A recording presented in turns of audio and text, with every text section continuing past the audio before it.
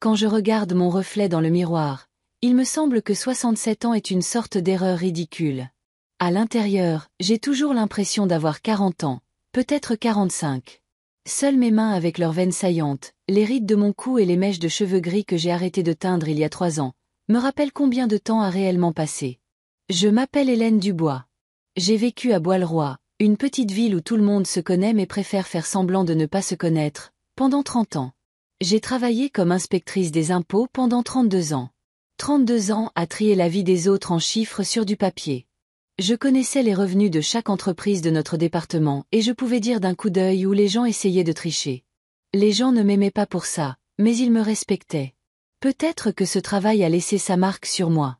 J'ai commencé à remarquer des incohérences partout, même dans les paroles de mes proches. Notre maison de la rue de l'Ambre est l'une des plus anciennes du quartier. C'est une maison à 2 étages avec un porche et un petit jardin. Alain et moi l'avons achetée 5 ans après notre mariage, alors que notre fils Nicolas n'avait que 3 ans. Je me souviens d'Alain, debout sur le porche, grand, avec une tignasse de cheveux noirs, disant « C'est notre endroit, Hélène. C'est ici que notre fils grandira, où nous vieillirons. » Il ne savait pas qu'il vieillirait sans moi. Alain est mort il y a 10 ans. Une crise cardiaque, soudaine et impitoyable. Aucun avertissement, aucune chance de dire au revoir. Il ne s'est tout simplement pas réveillé ce matin-là. C'était comme si le plafond s'était effondré. Vous vous tenez au milieu des débris et vous ne savez plus comment marcher sur ce sol. Nicolas avait 30 ans à l'époque, fraîchement marié à Valérie, une jeune femme à l'expression perpétuellement insatisfaite et à l'habitude de claquer la langue quand elle n'obtenait pas ce qu'elle voulait. Je me souviens du jour où ils se sont rencontrés. Nicolas l'a amené à dîner, fier et heureux. Valérie a souri et a parlé de son travail d'administratrice dans une clinique dentaire et de l'importance de faire une bonne première impression. Alain l'a tout de suite apprécié. Je sentais quelque chose de faux en elle. La façon dont elle se tenait trop droite. La façon dont elle regardait notre maison en l'évaluant. C'est peut-être une déformation professionnelle. J'ai passé trop de temps à chercher des failles dans les chiffres pour ne pas en chercher chez les gens. Après la mort d'Alain, la maison est devenue trop grande pour moi. Quand Nicolas a suggéré que Valérie et lui emménage avec moi, j'ai accepté. Je pensais que c'était quelque chose qu'Alain aurait approuvé. Aider son fils à prendre son envol pendant qu'ils économisaient pour leur propre logement. Je pensais que ce serait temporaire. 1 an, peut-être 2. 10 ans ont passé. Ils sont toujours là. Nicolas travaille comme expert en assurance, passant ses journées à se rendre dans des maisons pour évaluer les dommages causés par les incendies, les inondations et autres malheurs. Valérie est toujours administratrice, mais dans une autre clinique. Je me demande souvent s'il ne serait pas plus facile pour eux de déménager, mais je me souviens alors du coût des loyers dans notre ville et je me rends compte qu'il est peu probable qu'ils trouvent quelque chose de comparable à notre maison au même prix. Au début, nous vivions assez paisiblement. Ils occupaient le 2e étage et je vivais au 1er. Je préparais le dîner et Valérie aidait parfois au ménage. Nicolas réparait ce qui était cassé. Mais avec le temps, j'ai commencé à remarquer des changements. Valérie descendait de moins en moins souvent pour le dîner. Nicolas restait de plus en plus tard au travail. Nos conversations sont devenues plus courtes et les silences plus longs. Et puis j'ai commencé à trouver de petits objets déplacés. Le vase antique qu'Alain m'avait offert pour notre 20e anniversaire a soudainement été déplacé de la cheminée à la bibliothèque. Les photos d'Alain et moi ont progressivement disparu des murs, laissant la place à des photos de Nicolas et Valérie. Au début, je pensais que je commençais à oublier, l'âge, après tout. Mais ensuite, j'ai surpris Valérie en train de parler à une amie au téléphone. Bien sûr, quand la maison sera à nous, nous redécorerons tout. Ce vieux papier peint est tout simplement affreux. Je n'ai pas fait de scène. Quelque chose en moi, ce noyau qui m'a aidé à supporter les regards perçants des hommes d'affaires dont je vérifiais les déclarations de revenus, m'a empêché de montrer à quel point cela me faisait mal d'entendre ça. Au lieu de cela, j'ai commencé à remarquer davantage. Comment Valérie grimace quand j'allume ma musique classique préférée. Comment Nicolas soupire quand je raconte des histoires du passé. Comment ils s'échangent des regards en pensant que je ne les vois pas. Et comment parfois, très rarement, je crois les entendre chuchoter. Combien de temps cela va-t-il encore durer? Peu à peu, je cessais d'être la maîtresse de ma propre maison. On me demandait de moins en moins mon avis. On tenait de moins en moins compte de mes habitudes. J'ai commencé à me sentir comme une invitée qui était restée trop longtemps, mais c'était ma maison, et je n'avais aucune intention de partir. Et puis les douleurs thoraciques ont commencé. Au début, elles étaient légères, comme si quelqu'un appuyait légèrement sur mon sternum. J'ai mis ça sur le compte de l'âge, de la météo, de n'importe quoi. Mais elles sont devenues plus fortes. Et un matin, je me suis réveillée à bout de souffle, la douleur se propageant à mon bras gauche. J'ai eu peur. Je me suis assise sur le bord du lit en essayant de respirer. Mais chaque mouvement de ma poitrine était accompagné d'une douleur aiguë. Je suis restée assise là pendant quelques minutes, en espérant que ça passe. Mais ça n'a fait qu'empirer. J'ai dû appeler à l'aide. Nicolas. Ma voix était plus faible que ce à quoi je m'attendais. Nicolas, j'ai besoin d'aide. J'ai entendu des pas dans l'escalier. Puis la porte s'est ouverte brusquement et un Nicolas endormi est apparu en pyjama et en t-shirt. « Qu'est-ce qui ne va pas ?» demanda-t-il en se frottant les yeux. « Je ne me sens pas bien. » ai-je réussi à dire en pressant ma main contre ma poitrine. « Je crois que c'est mon cœur. » Son visage a changé, sa somnolence remplacée par l'alarme. « Je dois appeler une ambulance ?» demanda-t-il en attrapant déjà son téléphone. J'ai hoché la tête. Pendant qu'il appelait, j'essayais de respirer par petites bouffées pour ne pas augmenter la douleur. Nicolas se tenait à côté de moi, se balançant maladroitement d'un pied sur l'autre. « Le médecin veut savoir si vous pouvez décrire la douleur, » dit-il en couvrant le microphone de sa main. « C'est une pression, » ai-je chuchoté. Elle irradie dans mon bras et mon épaule gauche. Il a répété mes paroles, puis a écouté autre chose et a dit « D'accord, nous attendons. » Quand il a terminé l'appel, il s'est assis sur le bord du lit, pas trop près de moi. Ils sont en route. Ils ont dit de ne pas bouger et de ne rien boire. J'ai hoché la tête. Nous sommes restés assis en silence. La douleur pulsait, s'atténuant puis revenant avec une force renouvelée. Une porte a claqué quelque part, et 1 minute plus tard, Valérie a jeté un coup d'œil dans la chambre.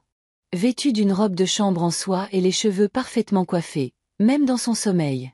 « Que se passe-t-il » demanda-t-elle en regardant la pièce. « Maman a des problèmes cardiaques » a répondu Nicolas. « J'ai appelé une ambulance. » Valérie a pincé les lèvres. « À 6 heures du matin. » « Sérieusement ?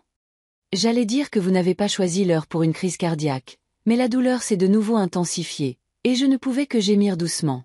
« Val, s'il te plaît, » dit Nicolas à voix basse. « Pas maintenant. » Elle a levé les yeux au ciel. « Très bien, je vais m'habiller puisque vous m'avez réveillée de toute façon. » Et elle est partie, ses talons claquant sur le parquet. L'ambulance est arrivée 15 minutes plus tard. 2 ambulanciers, un jeune homme à la barbe soignée et une jeune femme aux cheveux courts, sont rapidement montés dans ma chambre. Ils ont travaillé ensemble, en douceur et avec efficacité. Ils ont pris ma tension artérielle, fait un électrocardiogramme et posé quelques questions. « Madame Dubois, nous vous emmenons à l'hôpital », a dit l'ambulancier une fois l'examen initial terminé. « On dirait une crise cardiaque. Vous avez besoin d'un examen plus approfondi. » J'ai hoché la tête. Ils m'ont aidé à monter sur la civière et ont commencé à me descendre. Nicolas suivait, déjà habillé, portant mon sac à main.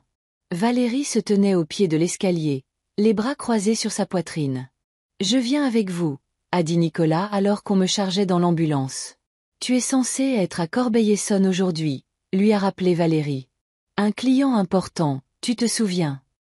Nicolas s'est figé, clairement tiraillé entre son devoir de fils et son travail. « Je peux appeler et reporter la réunion. » À si court préavis, a secoué la tête Valérie. Le client sera furieux. Tu sais à quel point ce contrat est important.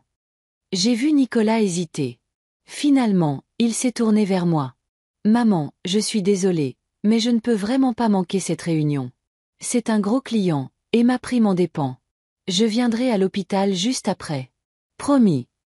Je voulais dire que je comprenais, que tout allait bien. Mais soudain, j'ai réalisé que ce n'était pas vrai, que mon fils choisissait le travail plutôt que sa mère, qui faisait une crise cardiaque, et que Valérie avait fait tout ce qu'elle pouvait pour le pousser à faire ce choix. Bien sûr, fut tout ce que je pus dire. L'ambulancier a fermé la porte de l'ambulance et nous sommes partis. La dernière chose que j'ai vue, c'est Nicolas et Valérie debout au portail de la maison, et elle lui disait quelque chose, la main sur son épaule.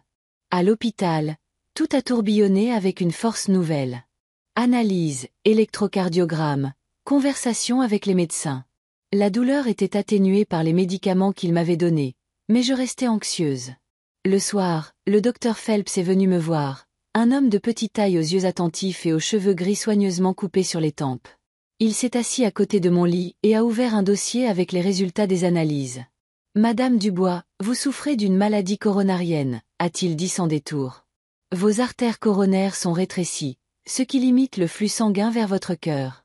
Ce que vous avez eu aujourd'hui n'était pas une crise cardiaque à part entière, mais ce que nous appelons un angor instable, mais c'est un avertissement sérieux. » Et maintenant ? Ai-je demandé. Nous devons discuter des options de traitement. Dans votre cas, étant donné le degré de rétrécissement des artères et l'état de votre muscle cardiaque, je recommande une intervention chirurgicale. Un pontage aortocoronarien. Une opération à cœur ouvert. Ma bouche est devenue sèche. Oui, c'est une intervention sérieuse, mais dans votre cas, elle est nécessaire. Nous créerons des pontages pour le sang autour des artères rétrécies en utilisant des vaisseaux d'une autre partie du corps. J'ai pris une grande inspiration, autant que la douleur me le permettait. Quels sont les risques? Le docteur Phelps n'a pas tourné autour du pot.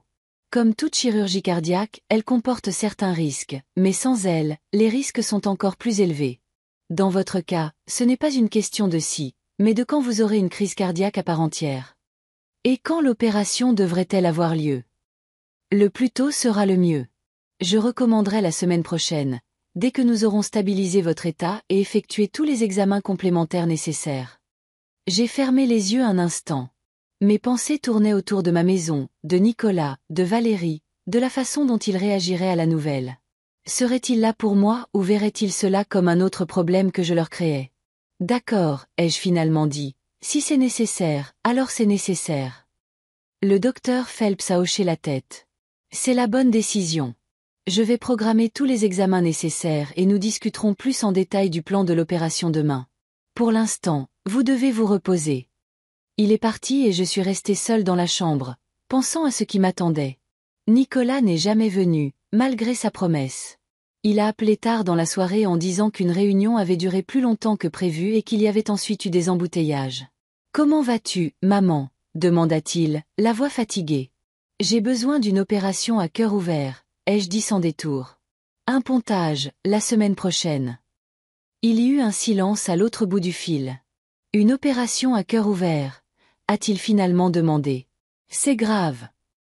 Assez grave pour que tu viennes à l'hôpital en discuter en personne. Je n'ai pas pu m'empêcher de le dire. Nicolas a soupiré. Je suis désolé, maman. Je voulais vraiment venir, mais aujourd'hui, c'était une journée de folie. Je viendrai demain. Promis. D'accord, ai-je dit, sentant la déception grandir en moi. À demain. Il est arrivé le lendemain, mais pas seul, avec Valérie. Ils sont entrés dans la chambre ensemble, Nicolas avec un bouquet de fleurs, Valérie avec un sourire forcé. Je me suis assise sur le lit, soutenue par des oreillers, et je les ai regardés. Deux personnes qui étaient censées être ma famille, mais qui semblaient si étrangères. « Bonjour, maman », a dit Nicolas en posant les fleurs sur la table de chevet. « Comment te sens-tu » ? Je me suis senti mieux, ai-je répondu sèchement. Nous avons parlé au docteur Phelps dans le couloir, est intervenue Valérie en s'asseyant sur une chaise près de la fenêtre. Il nous a expliqué la situation. Une opération à cœur ouvert, c'est sérieux, Hélène. J'ai remarqué qu'elle m'appelait par mon prénom au lieu de « maman » ou même « Madame Dubois ». C'était un petit détail, mais révélateur. Je sais, ai-je dit. Le docteur Phelps a tout expliqué. Tu auras besoin de soins spéciaux après l'opération, a poursuivi Nicolas, debout près du lit. Une rééducation. Je m'en sortirai, ai-je répondu. Ce n'est pas la première fois que je suis seule. Nicolas et Valérie ont échangé un regard. Ce regard que je connaissais si bien. Le regard qui disait « Elle recommence à faire des difficultés ». Maman, Nicolas s'est assis sur le bord du lit. Valérie et moi avons discuté de la situation. Nous pensons que tu seras mieux pour te rétablir dans un endroit spécialisé, où il y a des soins professionnels, des infirmières, tout l'équipement nécessaire. Je me suis tendue. Quel genre d'endroit spécialisé? Les jardins du crépuscule, est rapidement intervenue Valérie. C'est un merveilleux centre de rééducation en périphérie de la ville. Il a d'excellentes critiques et ils prendront soin de toi 24 heures sur 24. Je l'ai regardé, puis Nicolas. Mon fils évitait mon regard. Vous voulez m'envoyer dans une maison de retraite? Ce n'est pas une maison de retraite, a objecté Nicolas. C'est un centre de rééducation, temporaire, jusqu'à ce que tu ailles mieux. Mais je voyais la vérité dans leurs yeux. Ce n'était pas de l'inquiétude pour ma santé. C'était un désir de se débarrasser de moi, du problème que j'étais devenu. Non, ai-je dit fermement. Après l'opération, je rentre chez moi, dans ma maison.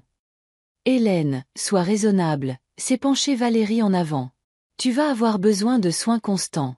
Nicolas et moi travaillons. Nous ne pouvons pas être là toute la journée.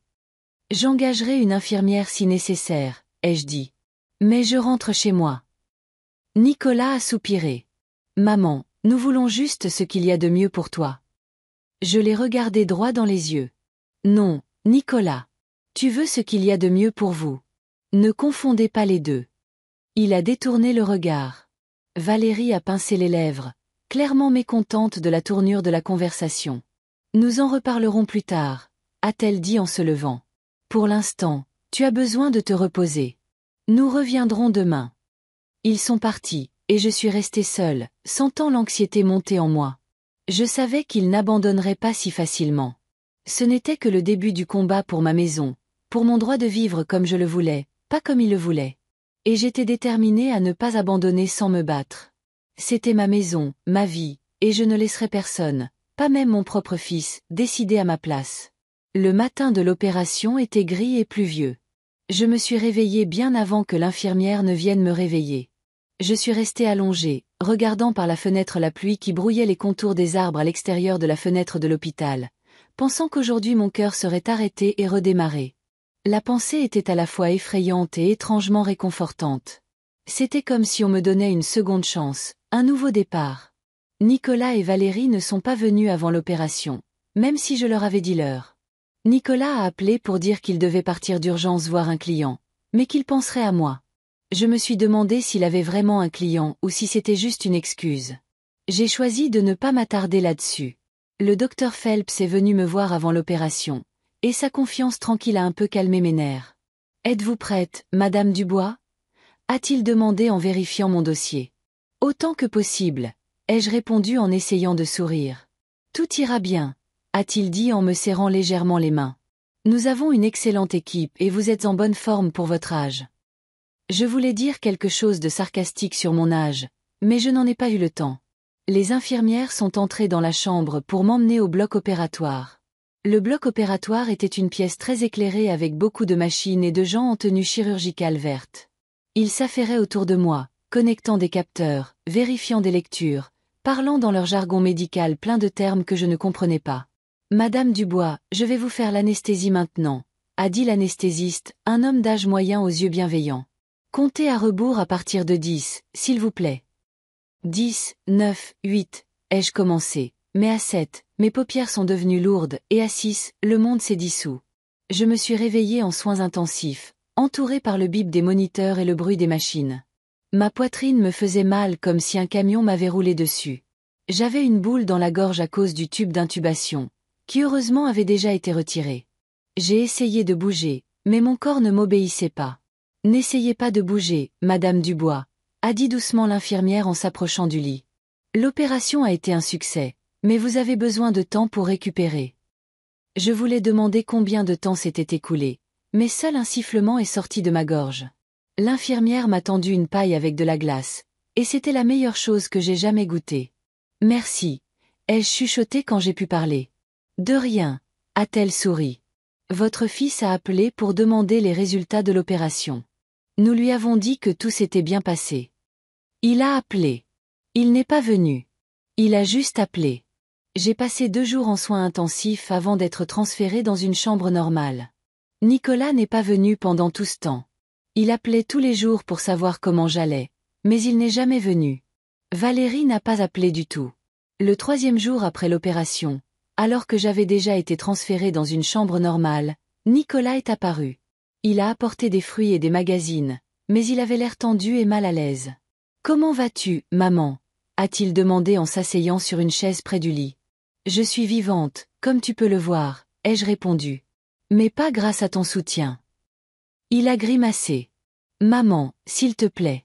Je ne pouvais vraiment pas venir plus tôt. Le travail est fou. Nous avons un nouveau gros client, et je suis partagée entre les réunions. Bien sûr, ai-je dit en regardant par la fenêtre. Le travail est plus important. Ne recommence pas, a-t-il soupiré. Je voulais vraiment venir plus tôt et j'ai appelé tous les jours. Où est Valérie? Ai-je demandé, changeant de sujet. Elle a aussi beaucoup de travail, et elle ne se sent pas très bien ces derniers temps. J'ai reniflé, pas très bien. Et moi, je vais bien avec ma poitrine ouverte. Nicolas est resté avec moi pendant environ 1 heure. Il a parlé de travail, d'un cas d'inondation compliqué qu'il devait enquêter. Je l'écoutais d'une oreille distraite, en le regardant. Quand était-il devenu un tel étranger? Cet homme à la calvitie naissante et aux rides autour des yeux était autrefois mon petit garçon qui m'apportait des fleurs du jardin du voisin et me parlait de ses rêves de devenir astronaute. Le docteur Phelps dit que tu te remets bien, a dit Nicolas en partant. Mais tu auras encore besoin d'une longue période de rééducation. Je sais, ai-je répondu. Il me l'a dit. Valérie et moi pensons que les jardins du crépuscule est toujours la meilleure option pour ta convalescence. Et nous voilà de retour à cette conversation. J'ai senti l'irritation monter en moi. Non, Nicolas. Je t'ai déjà dit que je rentre chez moi. Mais tu auras des soins professionnels là-bas, a-t-il insisté. Des infirmières et des médecins de garde. À la maison, tu seras seule la plupart du temps. Valérie et moi travaillons tous les deux. Nous ne pouvons pas te fournir une surveillance constante. Je peux engager une infirmière pour quelques heures par jour si nécessaire, ai-je dit. Mais je rentre chez moi, Nicolas, dans ma maison. Il a soupiré, clairement mécontent de mon entêtement. D'accord, maman. Nous en reparlerons plus tard. Je dois y aller maintenant. Appelle-moi si tu as besoin de quoi que ce soit. Et il est parti, me laissant avec le sentiment que la conversation était loin d'être terminée. Les jours suivants se sont écoulés dans la routine de la vie hospitalière. Analyse, examen, changement de pansement. Les infirmières étaient gentilles avec moi, surtout Rita, une femme d'âge moyen, grassouillette, aux yeux bienveillants et à la voix douce. Elle m'a aidée lors de mes premières tentatives douloureuses pour me lever et marcher dans la chambre. Vous vous débrouillez bien, Madame Dubois, a-t-elle dit en me soutenant par le coude. Beaucoup de gens ne sortent pas du lit pendant des semaines après une opération comme celle-ci, et vous êtes déjà sur pied. Je n'ai pas le temps pour une longue convalescence, ai-je répondu en serrant les dents contre la douleur à chaque pas. Nicolas est venu 2 fois de plus, toujours brièvement et toujours seul. Valérie n'est jamais venue. Au lieu de cela, j'ai reçu une carte de sa part avec les vœux habituels de prompt rétablissement. Comme si je n'étais pas la mère de son mari, mais une vague connaissance. Le 7e jour après l'opération, alors que j'étais déjà capable de marcher seule dans le couloir, j'ai soudain eu envie de me dégourdir un peu les jambes. Rita m'a aidé à me rendre dans le hall, et j'ai décidé de marcher seule, en m'appuyant sur la canne spéciale qu'on m'avait donnée pour la rééducation. Je marchais lentement dans le couloir, profitant de la liberté de mouvement relative, quand j'ai entendu des voix familières provenant de la porte du salon des visiteurs. Nicolas et Valérie. Je ne savais pas qu'ils venaient aujourd'hui, et j'allais entrer quand j'ai entendu mon nom dans la conversation. Je me suis arrêtée, écoutant involontairement. Je ne comprends pas pourquoi elle est si têtue, a dit Valérie avec irritation. Les jardins du crépuscule est un endroit formidable. J'y suis allée moi-même hier. C'est propre, le personnel est poli, et il y a même une piscine de rééducation. Tu connais maman, a répondu Nicolas avec un lourd soupir. Elle a toujours été têtue, et ça n'a fait qu'empirer avec l'âge. Ce n'est pas de l'entêtement, c'est du bon sens, a rétorqué Valérie. Elle a besoin de soins professionnels. Tu as toi-même dit que le docteur Phelps recommandait une surveillance constante pendant les premières semaines après sa sortie. Je sais, mais... Non, mais, Nicolas. Je ne vais pas prendre de congé pour rester avec ta mère. J'ai ma propre vie, ma propre carrière, et engager une aide-soignante à plein temps coûte une fortune. J'ai serré plus fort la poignée de la canne, sentant mon pouce accélérer. Donc, il ne s'agissait pas de s'occuper de ma santé, mais de l'inconvénient que mon retour à la maison causerait. Elle dit qu'elle peut engager une aide-soignante elle-même, a dit Nicolas, incertain. Avec quel argent? Sa retraite. Valérie a laissé échapper un petit rire. Tu sais combien coûtent les infirmières privées, et l'assurance ne couvre qu'une partie des frais. Peut-être qu'on pourrait t'aider. Nous aidons déjà. La voix de Valérie s'est élevée. Nous avons payé le premier versement pour les jardins du crépuscule. C'est beaucoup d'argent, au fait. Il y a eu une pause. J'ai pensé à partir, mais quelque chose m'a retenu. Je devais l'entendre jusqu'au bout. Écoute, a poursuivi Valérie, plus calmement maintenant. Je comprends que c'est ta mère, mais nous devons aussi penser à nous. Nous vivons dans sa maison depuis 10 ans. 10 ans. Nous ne pouvons même pas la rénover à notre goût parce que c'est sa maison. Peux-tu imaginer ce que ce sera quand elle reviendra après l'opération? Elle sera encore plus exigeante, encore plus contrôlante. Je sais, a répondu Nicolas à voix basse. Mais elle sera bien au jardin du crépuscule, a dit Valérie plus doucement. Elle aura des gens à qui parler et elle sera suivie par des professionnels. Et nous lui rendrons visite, bien sûr. Une fois par mois? A demandé Nicolas amèrement. Et j'ai ressenti une pointe de douleur pour lui. C'est mon fils après tout, et quelque part au fond de lui, il se sent probablement coupable de ce qui se passe. Ne sois pas dramatique, a sèchement répondu Valérie. Nous lui rendrons visite tous les week-ends si tu veux. Il y a eu une autre pause.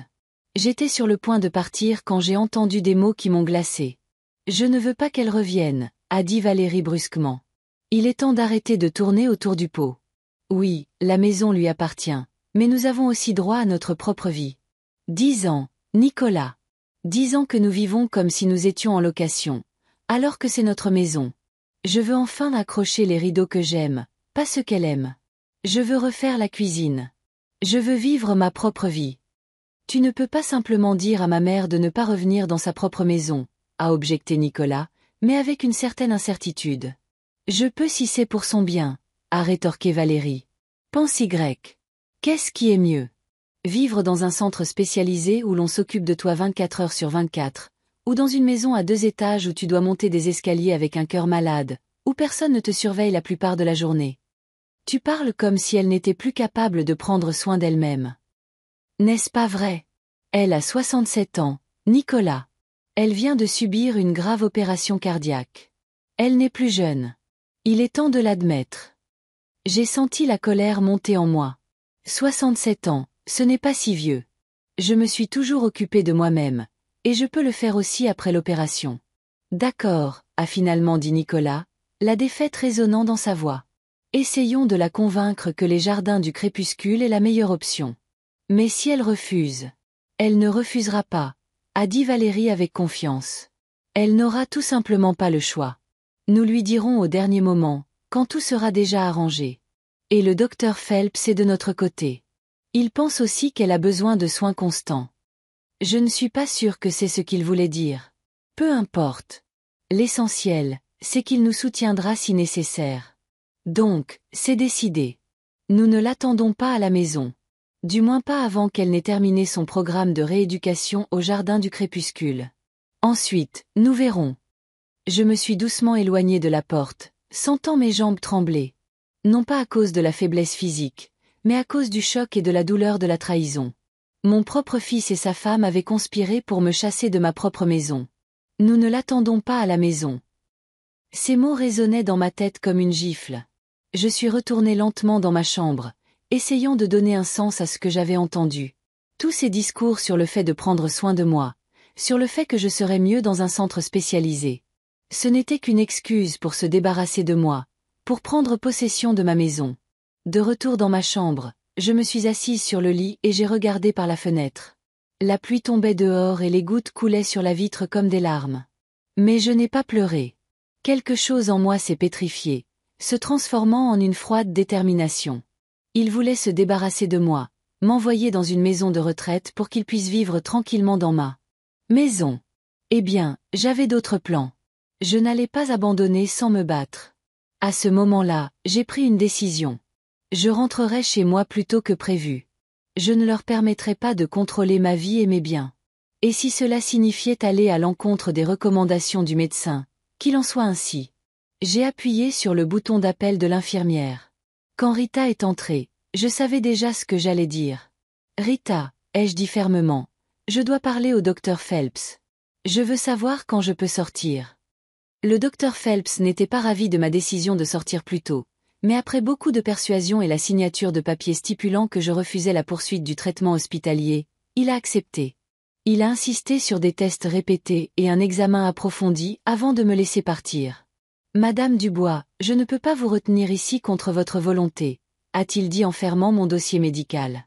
Mais je dois vous avertir que vous mettez votre santé en danger. Après un pontage, vous devez suivre un régime strict et être sous surveillance constante. Je comprends, docteur Phelps, ai-je répondu.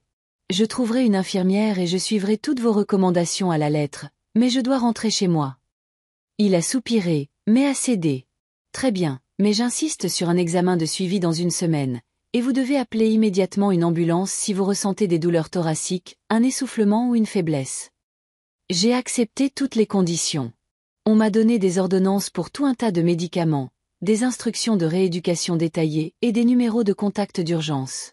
Rita m'a aidé à rassembler mes affaires et à appeler un taxi. Elle était la seule au courant de ma décision de partir sans en informer Nicolas. « Êtes-vous sûr que ça ira ?»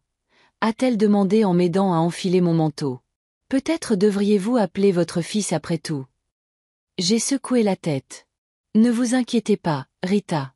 Ça ira. Je parlerai à mon fils en rentrant à la maison. » Elle avait l'air inquiète mais n'a pas insisté. En quittant l'hôpital, j'ai pris une grande bouffée d'air frais du printemps.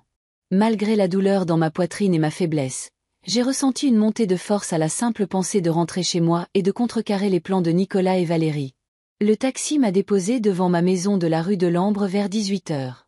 J'ai demandé au chauffeur de s'arrêter à un pâté de maison de chez moi, décidant de faire le reste du chemin à pied. En partie pour me dégourdir les jambes après avoir été enfermée à l'hôpital, en partie pour me préparer mentalement à revoir mon fils et ma belle-fille. La soirée était calme et fraîche. La rue, baignée par la douce lumière des lampadaires, semblait paisible. Je marchais lentement, en m'appuyant sur la canne qu'on m'avait donnée à l'hôpital, pensant à ce que je dirais à Nicolas. Je n'allais pas faire de scène, du moins pas tout de suite. Je devais d'abord m'installer à la maison, puis décider comment procéder. De loin, j'ai remarqué que les lumières étaient allumées dans notre maison. Ce n'était pas surprenant. Nicolas et Valérie étaient probablement à la maison. Mais en me rapprochant, j'ai vu que les lumières étaient allumées à toutes les fenêtres, même dans les pièces qui n'étaient habituellement pas utilisées. Et puis j'ai entendu de la musique, étouffée par la distance, mais distincte. J'ai ralenti, ne comprenant pas ce qui se passait. En me rapprochant de la maison, j'ai vu plusieurs voitures garées devant le portail. L'une d'elles appartenait aux Brenner, nos voisins d'Axe en Grave-Côté. Je n'ai pas reconnu l'autre. J'ai eu un mauvais pressentiment. Au lieu d'aller à la porte d'entrée, j'ai pris un chemin latéral menant à l'arrière-cour. De là, je pouvais mieux voir ce qui se passait dans la maison sans être vu. En descendant le chemin, j'ai senti la douleur dans ma poitrine s'intensifier, non pas à cause de l'effort physique, mais à cause de l'anxiété croissante. La musique est devenue plus forte, et je pouvais distinguer des voix et des rires. Quand je suis arrivée dans l'arrière-cour, je me suis arrêtée près d'un vieux pommier qui était là avant qu'Alain et moi n'achetions la maison. Ces branches offraient une cachette naturelle où je pouvais me tenir sans craindre d'être vue depuis les fenêtres. Ce que j'ai vu m'a laissé pétrifiée. Il y avait une fête dans ma maison. Une vraie fête bruyante avec une douzaine d'invités se déplaçant librement entre les pièces, des verres à la main. Dans le salon, quelqu'un avait poussé les meubles contre les murs pour créer une piste de danse improvisée. Ma table à manger antique était couverte de bouteilles et d'assiettes de snacks. J'ai plissé les yeux, essayant de distinguer les visages. Il y avait les Brenner, Jacques et Émilie, avec qui nous étions en bons termes quand Alain était en vie, mais à qui nous n'avions pratiquement pas parlé ces dernières années. Il y avait un jeune couple que je n'avais jamais vu auparavant, peut-être des collègues de Nicolas ou de Valérie. Il y avait Denise Harper, l'amie de Valérie, qui me regardait toujours avec une condescendance à peine dissimulée. Et il y avait les hôtes de la fête eux-mêmes, Nicolas et Valérie. Mon fils, qui était censé être occupé au travail, se tenait près de la cheminée avec un verre de whisky, riant de quelque chose que Jacques Brenner lui disait. Valérie, dans une nouvelle robe que je n'avais jamais vue auparavant, voltigeait parmi les invités comme une hôtesse professionnelle lors d'une réception mondaine. J'ai senti une vague de colère monter en moi. Mon fils, qui ne trouvait pas le temps de rendre visite à sa mère après son opération cardiaque, organisait tranquillement une fête dans ma maison. Pendant que j'étais à l'hôpital à m'inquiéter pour mon avenir, il s'amusait comme si je n'existais pas. J'ai voulu faire irruption et faire une scène, mais quelque chose m'a arrêté.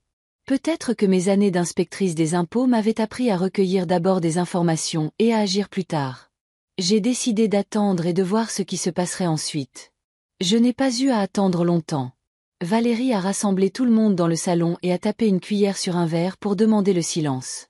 Je ne pouvais pas entendre ce qu'elle disait, mais je pouvais voir les invités se tourner vers elle avec curiosité. Elle a porté un toast et tout le monde a levé son verre. Puis Nicolas l'a prise par la taille et ils ont tous les deux rayonné de bonheur. Je devais entendre ce qu'ils disaient. J'ai avancé prudemment le long du mur de la maison vers l'entrée arrière. La porte arrière menait directement à la cuisine, et si j'étais assez silencieuse, je pouvais me glisser à l'intérieur sans être remarquée. Il était peu probable qu'un des invités se trouve dans la cuisine à ce moment-là. Ils étaient tous dans le salon, intrigués par le discours de Valérie. J'ai sorti les clés de mon sac. La vieille serrure de la porte arrière s'ouvrait presque silencieusement si l'on savait comment tourner la clé correctement. Je l'ai tournée lentement, sentant le clic familier du mécanisme. Puis j'ai poussé la porte tout aussi prudemment, prête à m'arrêter au moindre grincement, mais la porte s'est ouverte en silence. Je me suis glissée à l'intérieur et l'ai refermée doucement derrière moi. La cuisine était vide, mais des assiettes sales, des bouteilles vides et des amuse-gueules à moitié mangées s'entassaient sur la table et les comptoirs. J'ai grimacé en imaginant comment j'allais nettoyer tout ça. Des voix se faisaient entendre depuis le salon, maintenant distinctes. Je me suis approchée de l'arche reliant la cuisine au couloir d'où je pouvais voir une partie du salon sans être vue. Alors, Nicolas et moi aimerions proposer un toast, a dit Valérie en tenant une coupe de champagne. À un nouveau chapitre de nos vies, à pouvoir enfin faire de cette maison la nôtre. Les invités se sont joints au toast, mais j'ai remarqué quelques regards confus. Jacques Brenner s'est raclé la gorge. Et ta mère, Nicolas? Hélène n'est pas. Oh, non, non, l'a rapidement interrompu Nicolas. Maman est vivante et se remet. Nous avons juste décidé qu'elle serait mieux dans un centre spécialisé, les jardins du crépuscule. Vous connaissez? Les conditions y sont excellentes. Avec des soins médicaux 24 heures sur 24. C'est pour son bien, est intervenue Valérie avec un faux air d'inquiétude. Après une opération aussi grave, elle a besoin d'une surveillance constante que nous ne pouvons malheureusement pas assurer. Oui, oui, bien sûr, a marmonné Jacques, mais je voyais qu'il n'était pas entièrement convaincu. Il nous connaissait bien, Alain et moi, et se souvenait de mon indépendance. Alors maintenant, la maison est entièrement à nous, a poursuivi Valérie, ignorant ses doutes. Et nous pouvons enfin faire les rénovations dont je rêve depuis des années. Fini ce papier peint démodé et ces lourds rideaux. J'ai déjà commandé un projet pour la cuisine. Vous n'allez pas croire à quel point elle sera différente. J'ai senti mes doigts se serrer en poing. Elle parlait de ma maison, des choses qu'Alain et moi avions choisies ensemble, comme si c'était des choses qui auraient dû être jetées depuis longtemps, et elle le faisait sans même attendre que j'arrive à leur jardin du crépuscule. Quand Hélène est-elle transférée? A demandé Émilie Brenner, et j'ai entendu une note d'inquiétude dans sa voix. Jeudi prochain, a répondu Nicolas. Elle ne le sait pas encore. Nous avons décidé de lui dire au dernier moment. Vous savez comment c'est avec les personnes âgées.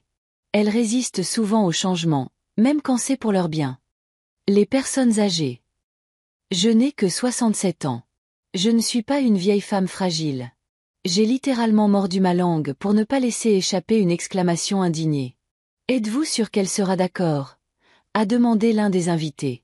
Elle n'aura pas le choix, a dit Valérie avec confiance. Le docteur Phelps a confirmé qu'elle a besoin de soins constants. Nicolas et moi travaillons tous les deux. Nous ne pouvons pas assurer ces soins à la maison. C'est un mensonge. Le docteur Phelps n'a jamais dit que j'avais besoin de soins constants dans un établissement spécialisé. Il a parlé d'une aide-soignante pour quelques heures par jour, rien de plus. Et la maison? A demandé Jacques. Pour autant que je me souvienne, elle appartient à Hélène. Il y a eu une courte pause. Puis Nicolas a toussé maladroitement. Techniquement, oui, mais nous vivons ici depuis 10 ans, et maman a toujours dit que la maison me reviendrait. De toute façon, il est peu probable qu'elle revienne ici. Beaucoup de personnes âgées qui finissent dans des endroits comme ça décident d'y rester en permanence. C'est sûr, confortable, et il y a beaucoup de compagnie. Et surtout, pas de souci pour entretenir une grande maison, a ajouté Valérie. Imaginez ce que c'est à son âge de s'occuper de tout ça. Non, elle sera certainement mieux là-bas. Je ne pouvais plus écouter ces mensonges. Il parlait de moi comme si j'étais une vieille femme incompétente qui devait être isolée de la société pour son propre bien. Mais la vraie raison était évidente. Il voulait ma maison. La maison qu'Alain et moi avions achetée avec nos économies. Où nous avions élevé Nicolas. Où nous avions passé les meilleures années de notre vie. Je suis sortie discrètement de la cuisine, me demandant quoi faire ensuite. Les affronter de front? Faire irruption dans le salon et faire une scène? Tentant, mais peu productif. De plus, avec mon cœur récemment opéré, de forts chocs émotionnels pouvaient être dangereux. Non, j'avais besoin de quelque chose de plus efficace, quelque chose qui perturberait leur plan une fois pour toutes. Je me suis souvenu de la crise de nerfs de Valérie, 1 an auparavant, lorsque les voisins d'en face avaient appelé la police à cause de la fête bruyante de leur fils adolescent. Quelle honte, avait-elle répété. Maintenant, tout le monde va jacasser. Elle était toujours sensible à ce que ses voisins et ses collègues pensaient d'elle, et Nicolas avait dit qu'il travaillait avec un nouveau gros client. Si sa réputation en souffrait, cela pourrait affecter son travail. Un plan a commencé à se former dans ma tête. Je suis sortie discrètement par la porte arrière, en m'assurant qu'elle était fermée derrière moi. J'ai fait le tour de la maison et me suis dirigée vers la porte d'entrée. J'ai sorti la clé et l'ai tournée doucement dans la serrure, verrouillant la porte de l'extérieur. Ensuite, je suis allée au garage et j'ai verrouillé la porte latérale qui menait de là à la maison. Il ne restait plus que la porte arrière, mais je savais que je pouvais y arriver plus vite que n'importe quel invité en cas d'alarme. Ensuite, je me suis reculée à une distance de sécurité et j'ai sorti mon téléphone portable. Une seconde, j'ai hésité. Était-ce trop? Allais-je trop loin? Mais je me suis souvenu des paroles de Valérie. Nous ne l'attendons pas à la maison. Et ma détermination est revenue. J'ai appelé la police. Service d'urgence, 17. Comment puis-je vous aider? A répondu une voix de femme. Bonjour, ai-je dit en essayant de paraître inquiète mais pas paniquée. Je veux signaler une nuisance. Il y a une fête très bruyante au 24 rue de l'Ambre. J'habite à côté et je ne peux pas dormir à cause de la musique forte. Je comprends, madame. Nous allons envoyer une patrouille pour vérifier. J'ai fait une pause, puis j'ai ajouté, vous savez, je ne voulais rien dire, mais je pense qu'il y a de la drogue qui circule là-bas. J'ai vu plusieurs personnes sortir dans l'arrière-cour et se comporter très étrangement. Et aussi, j'ai honte de le dire, mais je suis presque certaine qu'il y a des prostituées. Vous voyez, certaines filles étaient habillées, enfin, vous savez. Il y a eu une pause à l'autre bout du fil. Êtes-vous sûre de ce que vous avez vu, madame? Absolument, ai-je dit fermement. J'habite ici depuis des années et je n'ai jamais rien vu de tel. C'est un quartier décent. Nous n'avons pas ce genre de choses ici. J'observais ma maison depuis derrière un grand chêne de l'autre côté de la rue. Cela me donnait une bonne vue sur l'entrée principale et l'allée. Pas plus de 15 minutes ne s'étaient écoulées depuis mon appel lorsque 2 voitures de police avec des gyrophares sont apparues dans la rue. Elles se déplaçaient lentement, sans sirène, mais leur apparition a tout de même attiré l'attention de plusieurs voisins qui ont regardé par leurs fenêtres. Les voitures se sont arrêtées juste devant ma maison. 2 policiers sont sortis de la première voiture. Un homme d'âge moyen aux cheveux courts grisonnants et une jeune femme aux cheveux noirs ramenés en un chignon serré. 2 autres sont sortis de la deuxième voiture. Un jeune homme noir et une femme plus âgée aux cheveux roux. Ils étaient tous en uniforme et avaient l'air sérieux. Ils ont échangé quelques mots, puis se sont dirigés vers la porte d'entrée. L'officier le plus âgé a sonné. J'ai vu une silhouette passer rapidement devant la fenêtre à côté de la porte. Quelqu'un avait regardé pour voir qui était arrivé. La musique provenant de l'intérieur de la maison s'est soudainement arrêtée. Le policier a de nouveau appuyé sur la sonnette, cette fois plus longtemps. Plusieurs minutes se sont encore écoulées avant que la porte ne s'ouvre enfin. Nicolas est apparu dans l'embrasure de la porte, les cheveux en désordre et sa chemise déboutonnée au col. Même de là où je me tenais, je pouvais voir à quel point il était tendu. Je ne pouvais pas entendre ce qui se disait, mais d'après leur langage corporel, je pouvais dire que l'officier le plus âgé expliquait quelque chose, et Nicolas secouait vigoureusement la tête. Puis le policier a fait un pas en avant, et Nicolas a reculé à contre-cœur, les laissant entrer tous les 4. Je ne pouvais pas voir ce qui se passait à l'intérieur de la maison, mais je pouvais l'imaginer, les policiers traversant le salon rempli d'invités qui avaient soudainement cessé de s'amuser. Valérie était sans aucun doute en train de paniquer. Elle se souciait toujours tellement de ce que les voisins pensaient, de son apparence aux yeux des autres. Et maintenant, il y avait la police à leur porte. Quelques minutes plus tard, une autre voiture de police est apparue dans la rue, cette fois sans gyrophare. Derrière elle, un minibus avec l'inscription « Police de Bois-le-Roi ». 4 autres policiers sont sortis du minibus, dont 2 en civil. L'un des policiers en civil, un homme de grande taille à l'air autoritaire, s'est immédiatement dirigé vers la maison tandis que les autres sont restés près des voitures. 10 minutes plus tard, les invités ont commencé à être conduits hors de la maison. Les Brenner ont été les premiers à partir. Jacques avait l'air en colère et se disputait vivement avec l'officier qui les accompagnait, tandis qu'Émilie avait l'air tout simplement effrayée. Ils ont été conduits à l'une des voitures où un homme en civil écrivait quelque chose dans un carnet. Ils ont été suivis par d'autres invités, 2 ou 3 à la fois, accompagnés par des policiers. Certains avaient l'air indignés, d'autres gênés ou effrayés. Denise Harper, l'amie de Valérie, était presque en larmes lorsque ses papiers ont été vérifiés. J'ai ressenti une pointe de remords. Ces gens n'étaient que des invités. Ils ne connaissaient pas les plans de Nicolas et Valérie pour m'envoyer dans une maison de retraite. Ils étaient juste venus à une fête entre amis et se retrouvaient maintenant pris dans ma vengeance.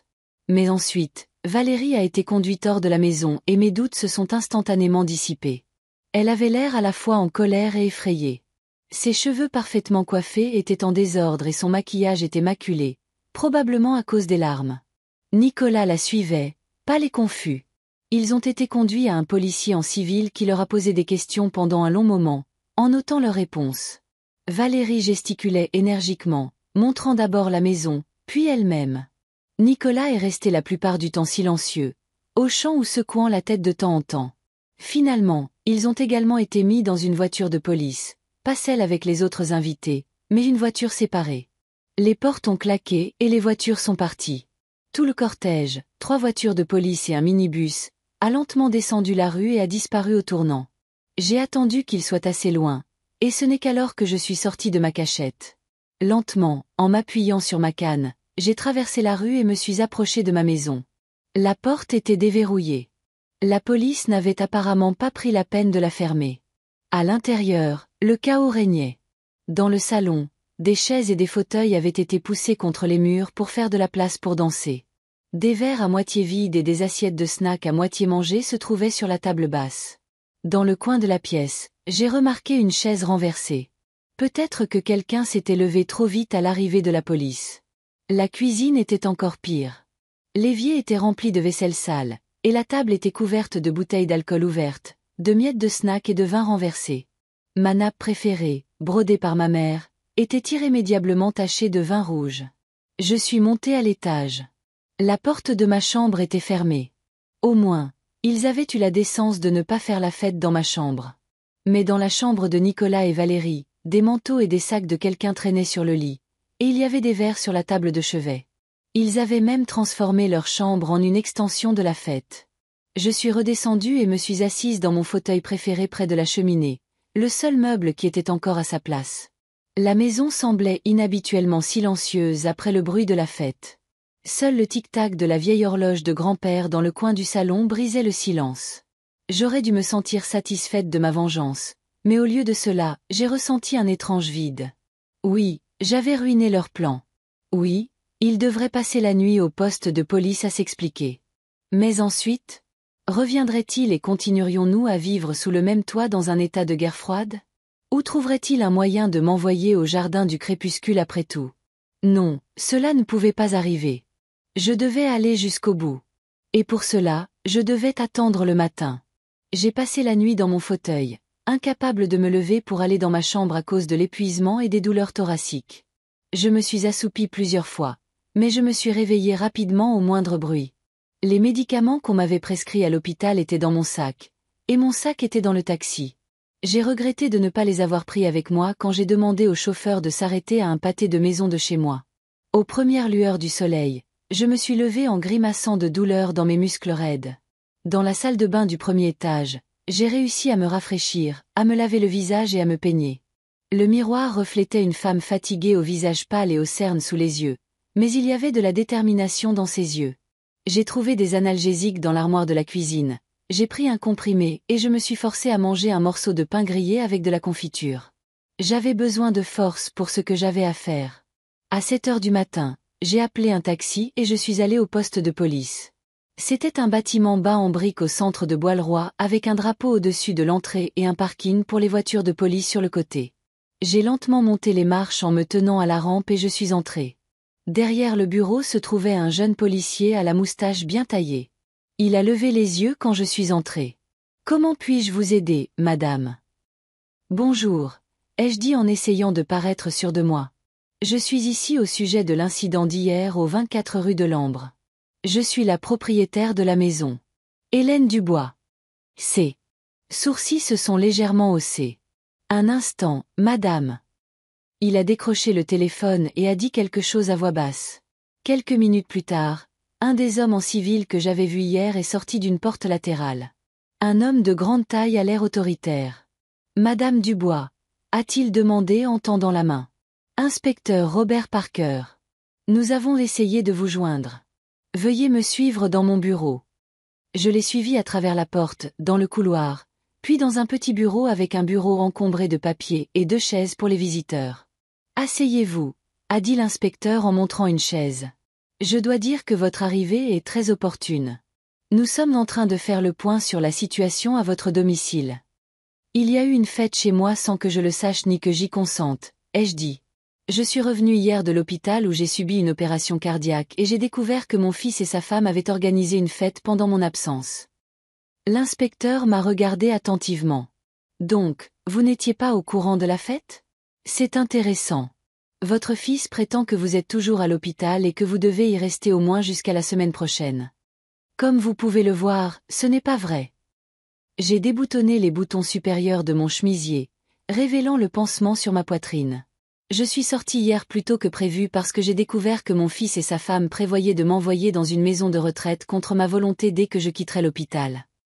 L'inspecteur Parker a froncé les sourcils. « C'est une accusation grave, Madame Dubois. »« C'est la vérité, » ai-je dit fermement. « Je les ai entendus parler à l'hôpital. Ils pensaient que j'étais en traitement et ont discuté ouvertement de leur plan. Ils ont déjà payé le premier versement au Jardin du Crépuscule et allaient me le dire au dernier moment, quand ils pensaient que je n'aurais pas le choix. »« Je vois. » L'inspecteur a hoché lentement la tête. « Et la fête d'hier ? » ?»« Comme je l'ai dit, je suis rentrée à la maison et j'ai trouvé une fête en cours. Je les ai entendus se vanter auprès de leurs invités que la maison était maintenant entièrement à eux, bien qu'elle m'appartienne légalement. Valérie, ma belle-fille, a même parlé de projets de rénovation, de la façon dont ils se débarrasseraient des vieilles choses que j'avais choisies avec mon défunt mari. Et vous avez appelé la police. C'était une affirmation, pas une question. Je n'ai pas nié. Oui, j'ai appelé la police. La fête bruyante troublait la paix, mais je n'ai rien dit sur la drogue ou d'autres choses. Tout ça, c'est de l'exagération. L'inspecteur Parker a souri légèrement. Nous nous en sommes doutés quand nous n'avons trouvé ni drogue ni prostituée, mais l'appel anonyme était assez convaincant, et nous sommes obligés d'enquêter sur de tels signalements. J'admets que j'ai exagéré, ai-je dit, mais comprenez ma situation. Je sors juste de l'hôpital après une opération grave, et la première chose que je vois, c'est ma famille qui célèbre le fait de s'être débarrassée de moi. L'inspecteur a de nouveau hoché la tête. Je ne vous juge pas, Madame Dubois. Mais nous avons dû retenir toutes les personnes présentes pour éclaircir les circonstances. Nous avons relâché la plupart des invités hier après avoir vérifié leurs papiers et pris leur déposition. Mais votre fils et sa femme ont passé la nuit ici. Sont-ils ivres ? Ai-je demandé. Ils étaient légèrement en état d'ébriété, oui, mais pas assez pour les retenir pour cette accusation. Nous devions plutôt éclaircir la situation, et comme il s'agissait d'une résidence et d'une possible violation des droits de propriété, nous avons décidé de les retenir jusqu'au matin et de tout clarifier officiellement. Je veux qu'ils quittent ma maison, ai-je dit sans détour, immédiatement. Ils y ont vécu pendant 10 ans, ont profité de mon hospitalité, et en retour, ils prévoient de me jeter à la rue. C'est votre droit en tant que propriétaire, a reconnu l'inspecteur. Mais il y a certaines procédures légales pour l'expulsion. Même s'ils ne paient pas de loyer, ils sont considérés comme des locataires et ont certains droits. Quelle procédure ? Ai-je demandé. Vous devrez déposer une mise en demeure d'expulsion, a-t-il expliqué. En France, vous devez donner au locataire un préavis d'au moins 30 jours.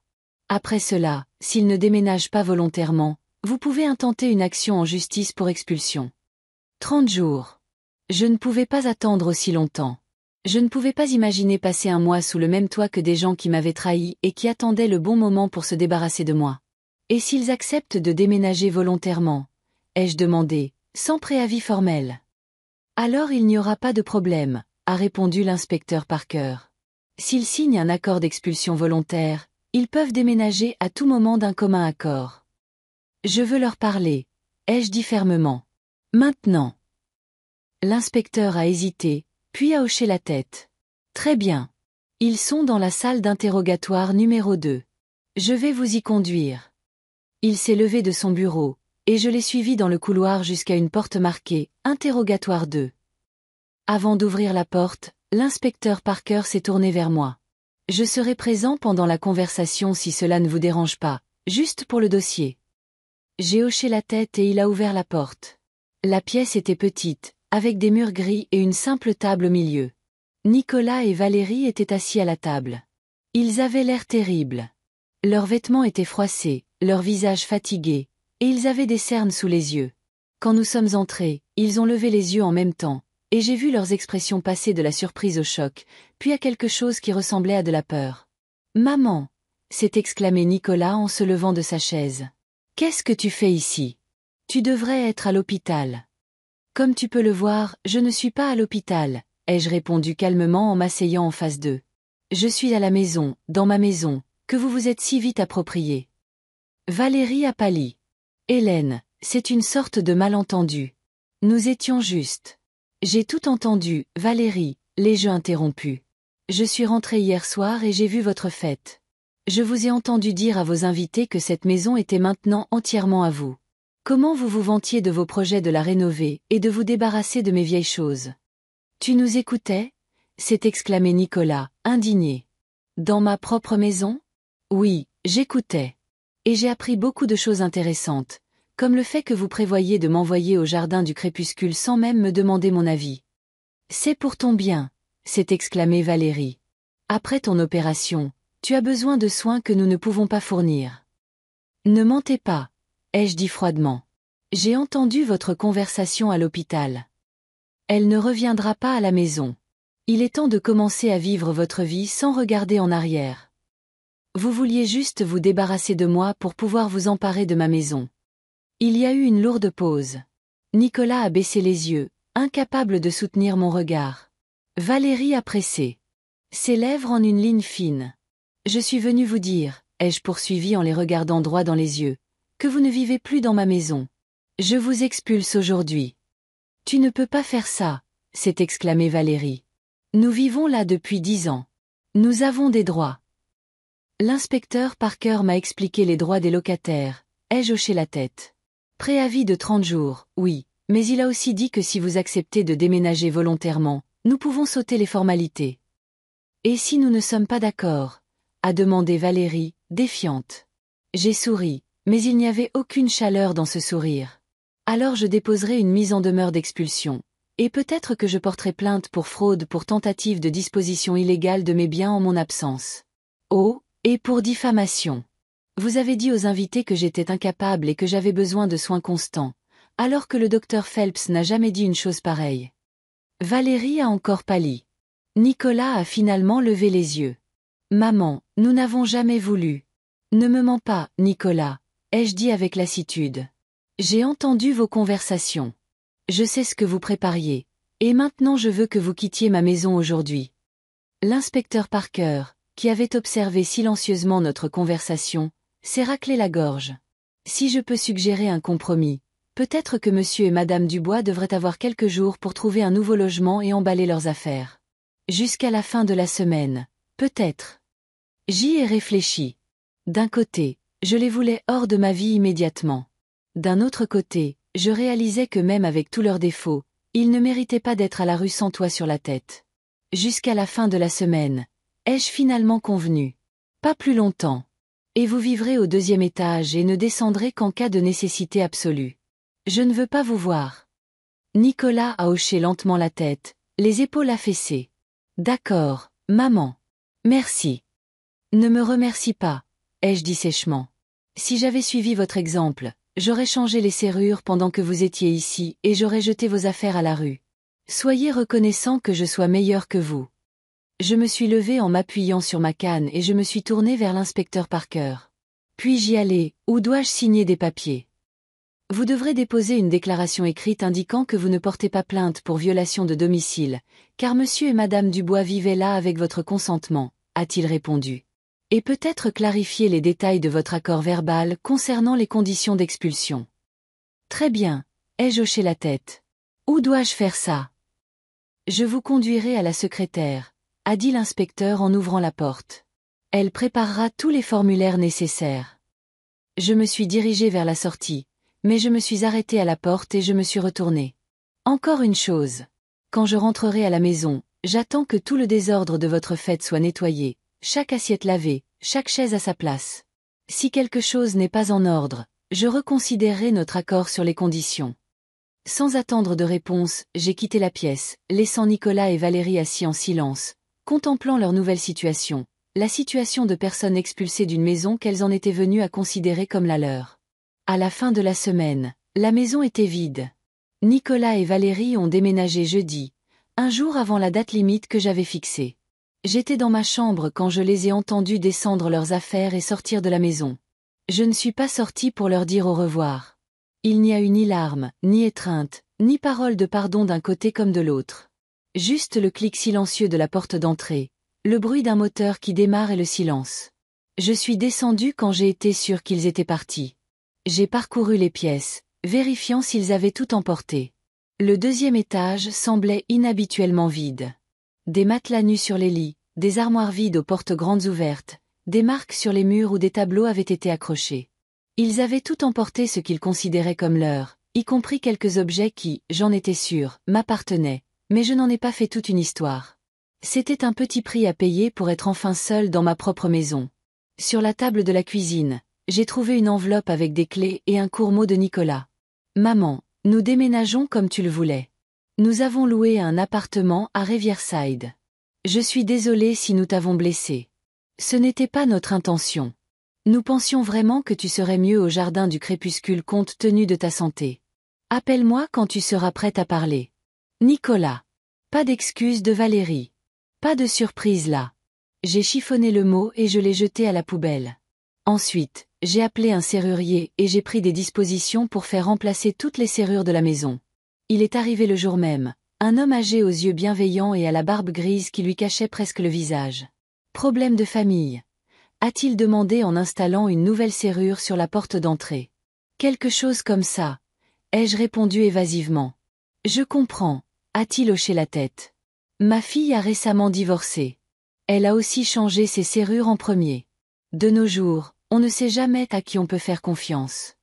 Il a terminé son travail le soir, m'a remis les nouvelles clés et m'a dit au revoir.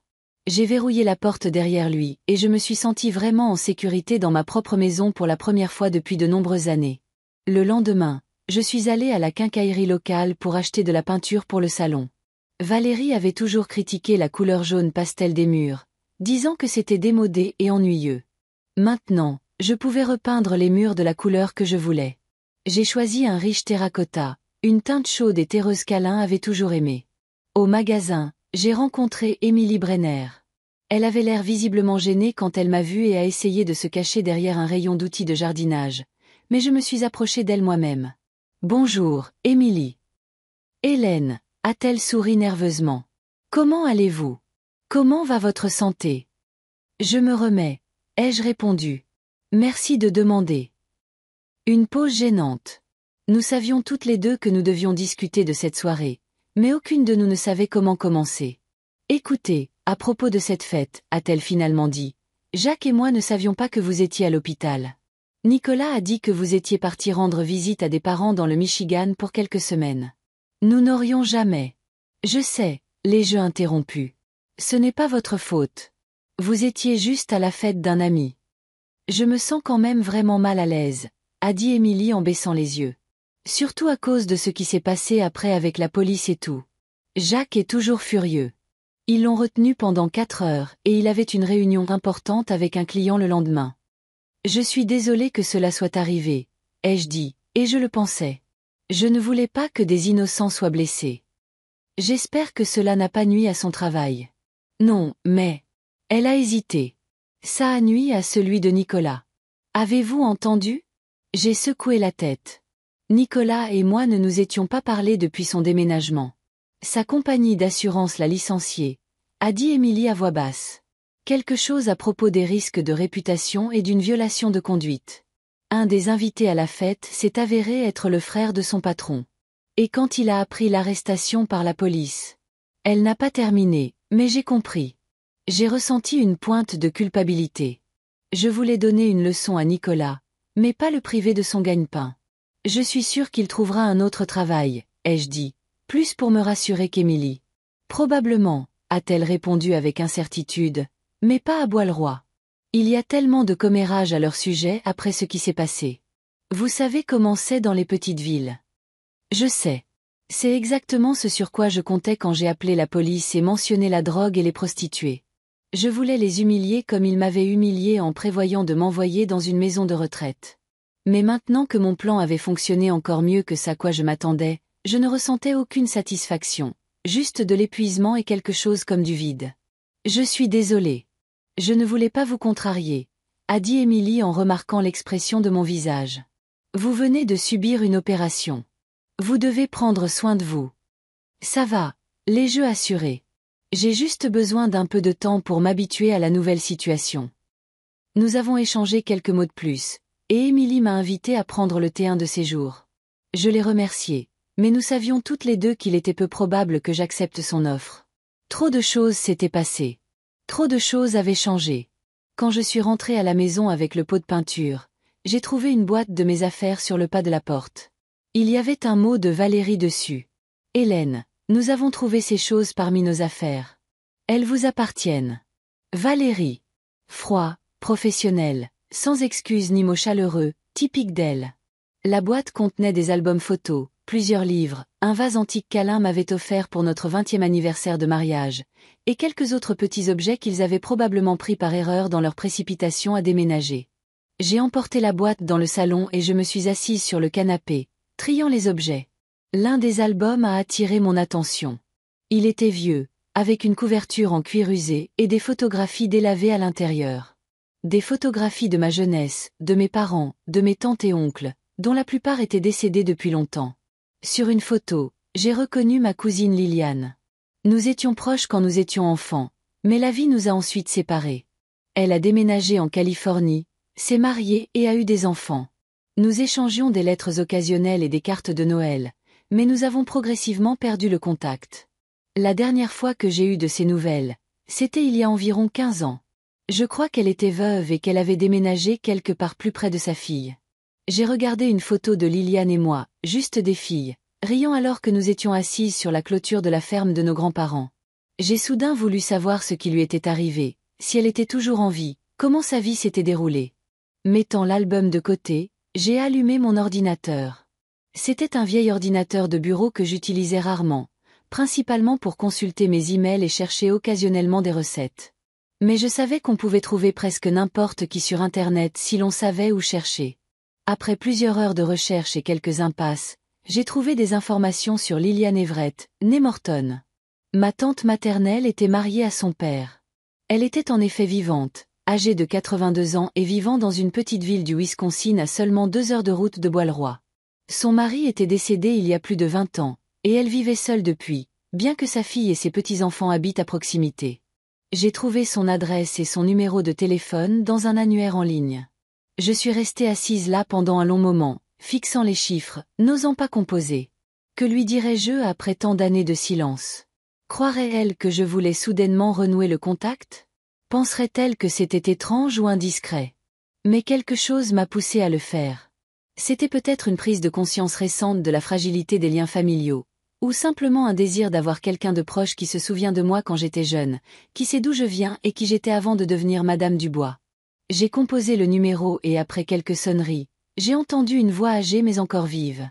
Allô, Liliane Everett à l'appareil. Liliane. Ma voix a flanché. C'est Hélène.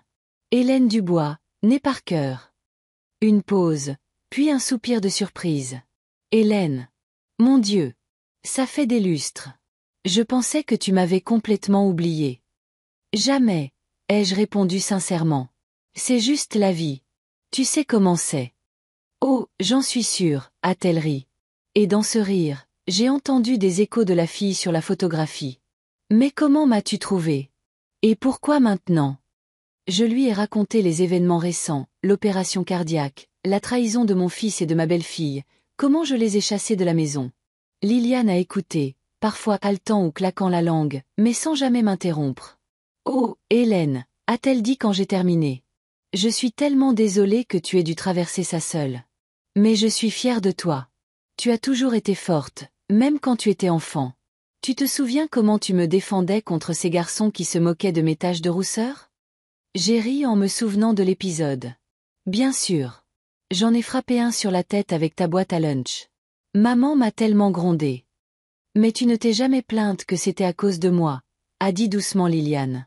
C'est le genre de personne que tu es, Hélène. Tu protèges ce que tu aimes, même si tu dois en payer le prix. Nous avons parlé pendant plus d'une heure, nous remémorant notre enfance et rattrapant nos vies au cours des dernières années. J'ai appris que Liliane avait 3 petits-enfants et même un arrière-petit-enfant, qu'elle était toujours active dans sa communauté et qu'elle dirigeait un club de lecture à la bibliothèque locale. Tu dois venir me rendre visite, a-t-elle dit avant que nous nous disions au revoir. Dès que les médecins t'autoriseront à faire de longs trajets. Je te montrerai mon jardin. Tu ne croiras pas les roses que j'ai. Et je te présenterai ma couvée de petits-enfants. Je viendrai, c'est sûr, ai-je promis. Et cette fois, je le pensais vraiment. Après avoir parlé à Liliane, je me sentais plus légère. C'était comme si le poids que je portais sur ma poitrine depuis quelques semaines s'était un peu allégé. Je n'étais pas seule dans ce monde. J'avais une famille, pas celle qui m'avait trahi, mais une vraie, liée non seulement par le sang, mais par des souvenirs partagés et une histoire commune. Dans les semaines qui ont suivi, je me suis progressivement remise, tant physiquement qu'émotionnellement. Je voyais régulièrement le docteur Phelps pour des examens de contrôle, et il était satisfait de mes progrès. La plaie cicatrisait bien, mon cœur fonctionnait correctement, et grâce au nouveau pontage, mon flux sanguin s'était amélioré. Vous faites des progrès incroyables, Madame Dubois, a-t-il dit lors d'une de ses visites. De nombreux patients de la moitié de votre âge se rétablissent beaucoup plus lentement. Je suis très motivée, ai-je répondu. Je veux vivre pleinement ma vie tant que je le peux. Et c'était vrai. Après tout ce qui s'était passé, j'ai réalisé à quel point la vie est précieuse et à quel point il est important de ne pas la gaspiller avec des gens qui ne vous apprécient pas. J'ai commencé à transformer la maison. Non pas parce que je voulais effacer toute trace de Nicolas et Valérie, mais parce que je voulais la rendre vraiment mienne. J'ai repeint les murs du salon de la même couleur terracotta, remplacé les rideaux et acheté un nouveau tapis pour le couloir. De petits changements, mais ils ont rendu la maison plus confortable, plus mienne. Un jour, en parcourant le journal local, je suis tombée sur une annonce pour une réunion du club de lecture à la bibliothèque municipale. Ils discutaient de Jane Eyre, un de mes romans préférés. Sans réfléchir à 2 fois, j'ai décidé d'y aller. Le club se réunissait dans un coin confortable de la bibliothèque, entouré d'étagères. Il y avait une douzaine de femmes de tous âges, des étudiantes aux dames âgées qui étaient clairement plus âgées que moi. Elles m'ont accueilli chaleureusement, et je me suis immédiatement sentie à l'aise. La discussion était animée et intéressante. Je n'avais pas parlé de littérature avec quelqu'un qui aimait vraiment les livres depuis longtemps, et j'ai découvert que j'avais beaucoup à dire. Quand j'ai partagé mon opinion sur le caractère fort de Jane et son désir d'indépendance, plusieurs femmes ont hoché la tête en signe d'accord. Vous devriez venir à la prochaine réunion, a dit Marthe, une femme aux cheveux gris qui, comme il s'est avéré, était la fondatrice du club. Nous discuterons de Middlemarch de George Eliot. Avec plaisir, ai-je répondu. Et ce n'était pas seulement de la politesse. Après cela, j'ai commencé à assister régulièrement au club de lecture. J'ai fait de nouvelles connaissances, dont certaines se sont progressivement transformées en amitié. J'ai commencé à sortir plus souvent de la maison et à participer à la vie communautaire. Je me suis inscrite à des cours de jardinage dans un collège local et j'ai rejoint un groupe de marche nordique pour les seniors. J'ai peu entendu parler de Nicolas et Valérie. Émilie Brenner a mentionné une fois qu'ils avaient déménagé à Chicago, où Nicolas avait trouvé un nouvel emploi dans une autre compagnie d'assurance. Elle ne connaissait pas de détails et je n'en ai pas demandé. Leur vie ne croisait plus la mienne et cela me convenait. Parfois, généralement tard le soir, quand la maison était calme et que j'étais seule avec mes pensées, je me demandais si j'avais bien fait de couper tout contact avec mon fils unique. Peut-être qu'avec le temps, nous aurions pu nous réconcilier, trouver un moyen de coexister. Mais je me souvenais alors de leur plan pour m'envoyer au jardin du crépuscule contre ma volonté. Leur conversation sur la façon dont ils se débarrasseraient de mes affaires. Leur volonté d'effacer toute trace de ma présence dans la maison que j'avais construite avec Alain. Et ma résolution revenait. Je n'ai pas à pardonner la trahison simplement parce que le traître est mon fils. Je mérite le respect. Je mérite le droit de décider comment et où je vis. Je mérite le droit à ma propre maison et à ma propre vie. Un matin, environ 3 mois après le déménagement de Nicolas et Valérie, je me suis réveillée au son de la sonnette. C'était tôt un dimanche matin et je n'attendais aucune visite. J'ai enfilé ma robe de chambre et je suis descendue regarder par le Judas. Sur le porche se tenait un livreur avec un grand panier de fleurs. J'ai ouvert la porte et il m'a tendu le panier ainsi qu'une enveloppe. Livraison pour Madame Hélène Dubois. Le remerciant, j'ai porté le panier dans la maison et je l'ai posé sur la table de la cuisine. J'ai ouvert l'enveloppe et j'en ai sorti une carte. Chère cousine Hélène, j'attends avec impatience ta visite samedi prochain. J'espère que le voyage ne sera pas trop fatigant pour toi. Ces fleurs sont un petit aperçu de ce que tu verras dans mon jardin. Avec amour, Liliane. J'ai souri en respirant le parfum des roses et des lys frais. Dans une semaine, je me rendrai dans le Wisconsin pour voir Liliane, avec qui je parlais maintenant au téléphone presque tous les jours. Le docteur Phelps m'avait donné son accord pour le voyage, disant que mon cœur était assez fort pour un tel périple. J'ai doucement passé mes doigts sur les pétales de rose, appréciant leur texture soyeuse. La vie continuait. Pas la vie que j'avais imaginée, pas la vie qu'elle aurait pu être si mon fils ne m'avait pas trahi, mais tout de même une vie pleine de nouvelles opportunités, de nouvelles connexions, de nouvelles découvertes. J'ai survécu à une opération cardiaque. J'ai survécu à la trahison de mes proches. Et maintenant, je vais vivre selon mes propres termes, dans ma propre maison, entourée de gens qui se soucient vraiment de moi. J'ai placé le panier de fleurs sur le rebord de la fenêtre du salon, où le soleil du matin l'illuminait. Un symbole d'un nouveau chapitre de ma vie, un chapitre que j'écrirai moi-même, sans les instructions ni les attentes de personne d'autre. Je suis Hélène Dubois, et je suis plus forte que quiconque aurait pu l'imaginer, y compris moi-même.